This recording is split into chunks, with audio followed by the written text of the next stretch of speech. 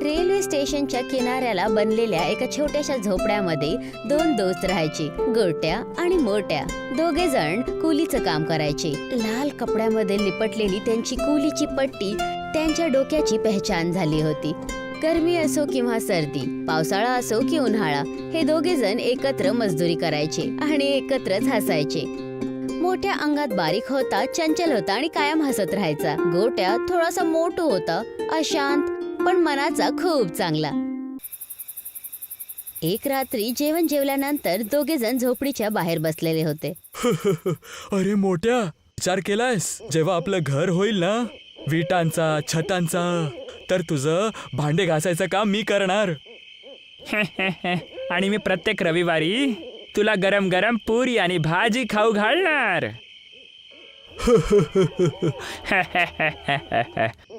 आपल्या जिंदगीने थकलेले हारलेले असून सुद्धाही दोघांचं स्वप्न छोटं होतं.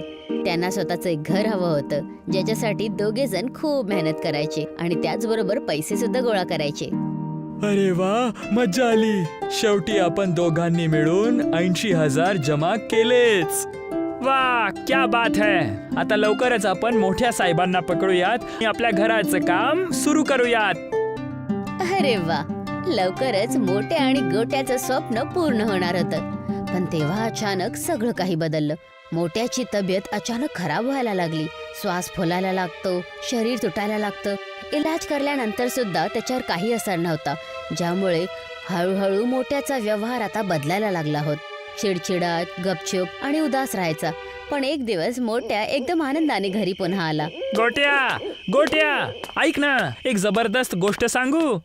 मोठ्या, आज तर तू खूप खुश दिसत आहेस. भाऊ, देवाने ऐकलं आपलं. आज स्टेशन जवळ एका माणसाची भेट झाली. तो फोनवर कोणाशी तरी बोलत होता. मला वाटलं तो कामाचा माणूस आहे, म्हणून मी त्याच्याशी बोललो. आणि भावा, तो खरं तर बिल्डरचा माणूस निघाला, दलाल आहे. काय बोलतोयस? मग पुढे काय झालं? त्याने सांगितलं एक छोटूसा 1 BHK घर आहे रेल्वे क्वार्टर्सच्या मागे. फक्त 80,000चं टोकन द्यायचं आहे आता. मग ते घर आपल्या नावावर तो करून टाकणार. 80,000?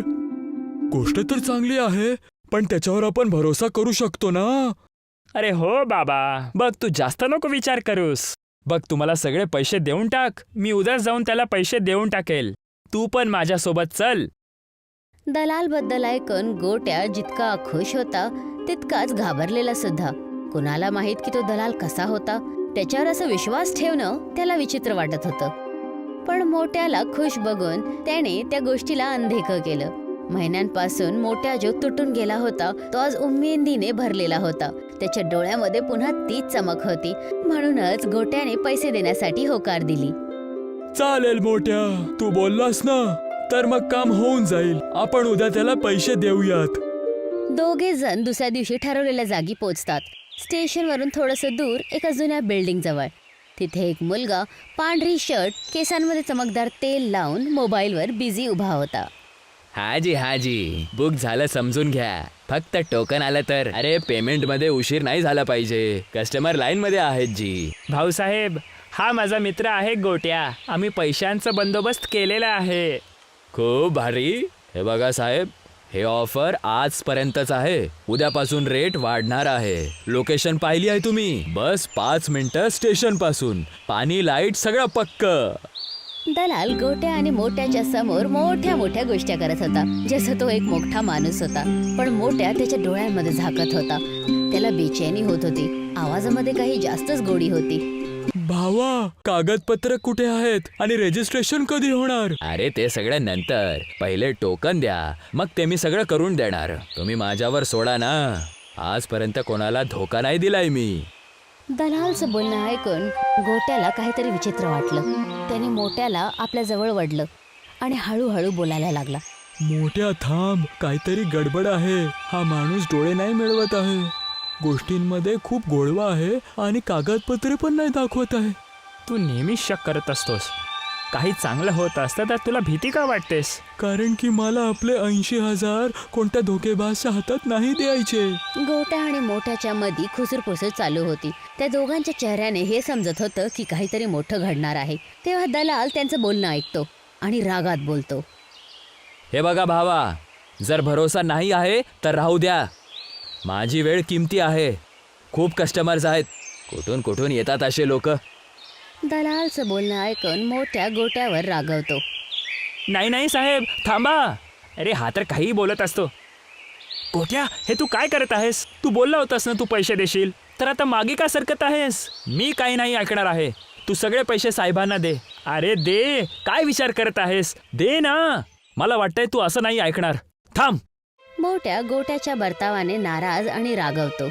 दलालला तिथून जाताना बघून तो गोट्याच्या हातातले सगळे पैसे घेतो आणि दलालला जाऊन देतो. याला म्हणतात खरी होशियारी. मोठ्या भाऊ, तुम्ही चिंता नका करू. तुमचे पैसे आणि तुमचे घर सुरक्षित हातात आहेत. चला, मी निघतो. आणि अशा प्रकारे तो दलाल तिथून निघून गेला. पण जेव्हा दुसऱ्या दिवशी जेव्हा गोट्या आणि मोठ्या दलालला कॉल करायचा प्रयत्न करतात तर मोबाईलवर आवाज येतो, ह्या नंबरवर आता कोणतीच सेवा उपलब्ध नाही आहे. गोट्या पुन्हा पुन्हा नंबर डायल करतो. मोठ्या विचारात इकडे तिकडे चालायला लागतो. वाटतंय नेटवर्क नसेल. तू परत लाव ना. 5 वेळा केला आहे मोठ्या. हा नंबर बंद झाला आहे. हळूहळू त्यांना या गोष्टीची खात्री पडते. मोहल्ल्याच्या काही लोकांना विचारल्यानंतर खरं काय आहे ते समोर येतं. तो माणूस दलाल नव्हता, तो एक ठग होता, जो अशाच गोड गोड गोष्टी बोलून गरिबांना स्वप्नांचा लालच द्यायचा. मोठ्याच्या पायाच्या खालची जमीन हलून जाते. तो आता पुन्हा तुटून गेला होता. संध्याकाळी जेव्हा तो घरी येतो तर त्याचा चेहरा एकदम उतरलेला होता. गोट्याने जसंच त्याला बघितलं तर तो काही बोलणारच होता की तेव्हाच मोठ्या बोलायला सुरू करतो. गोट्या, माफ कर रे मित्रा. मी तुझ्याशी जबरदस्ती केली. तुझे पैसे, तुझा विश्वास सगळं डुबवून टाकलं मी. पैशांची गोष्ट सोडून दे मोठ्या. पण तुला काय झालं? तू ठीक आहेस ना? तुझी हालत अचानक अशी खराब का झाली? वाटतंय नाही. खरं तर मला काही महिन्यांपूर्वी डॉक्टरने सांगितलं होतं की माझ्या शरीरात एक गंभीर बिमारी आहे. इन्फेक्शन आता खूप वाढलं आहे. वाटतं आहे माझ्याकडे जास्त वेळ नाही आहे. हे बोलणं ऐकून गोट्या हक्काबक्का राहिला. त्याला काहीच नाही समजलं. त्याने जसं जसं स्वतःला आणि मोठ्याला सावरलं तेव्हा, मला माफ कर मित्रा. जे पण केलं दोघांसाठी केलं. जेव्हा मला कळालं की माझ्याकडे वेळ कमी आहे तर वाटलं की मरायच्या आधी जे आपण ठरवलं होतं ते तरी पूर्ण करू आणि एक घर घेऊन टाकू. या घाई गडबडीत मी चुकी केली. मी खूप स्वार्थी झालो आणि सगळं बर्बाद झालं. अरे मोठ्या, वेळा आहेस का तू? जे झालं ते झालं. आता जाऊ दे या गोष्टीला. तू जे पण केलं ते आपल्यासाठी केलंस. गोष्ट संपली. जास्त विचार करायची काही गरज नाहीये. चुकी तुझी नाहीये, त्या दलालची आहे. त्याला तर मी सोडणार नाही. पण आता स्वतःला दोष देणं बंद कर, ठीक आहे? मी आहे तुझ्या सोबत. मोठ्याच्या डोळ्यातून अश्रू व्हायला लागले. त्या दिवसाच्या नंतरपासून मोठ्याने कुलीचं काम बंद केलं.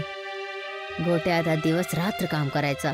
कधी स्टेशनवर बोरा उचलायचा तर कधी बाजारात डब्बे उचलायला जायचा. खूप वेळा तर तो रात्री परत यायचा तर दमून तिथे जमिनीवरच झोपायचा. कोट्या, आता राहू दे. तू आता तुझी हालत नको खराब करूस. अरे तू चुपचाप आराम कर. आपलं स्वप्न आता मी पूर्ण करणार. 2 महिने निघून गेले होते. एक दिवस गोट्याने त्याला बाहेर जायसाठी बोलवलं. चल, एक जागा दाखवायची आहे तुला. मोठ्या गोट्याच्या सहाऱ्याने चालला.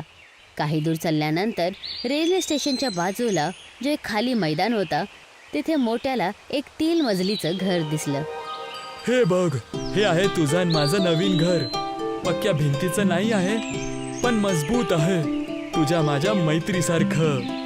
शेवटी गोट्याचं रोज रात्री उशिराने येण्याचं कारण मोठ्याच्या समोर आलंच. तो दिवसभर मेहनत करायचा आणि रात्री आपल्या मित्रासाठी आलिशान झोपडा बनवण्यासाठी लागला होता. आपल्या गोट्याचं हे प्रेम बघून मोठ्या खूप भावुक झाला आणि ते दोघे जण आनंदाने त्या झोपड्यामध्ये राहायला लागले.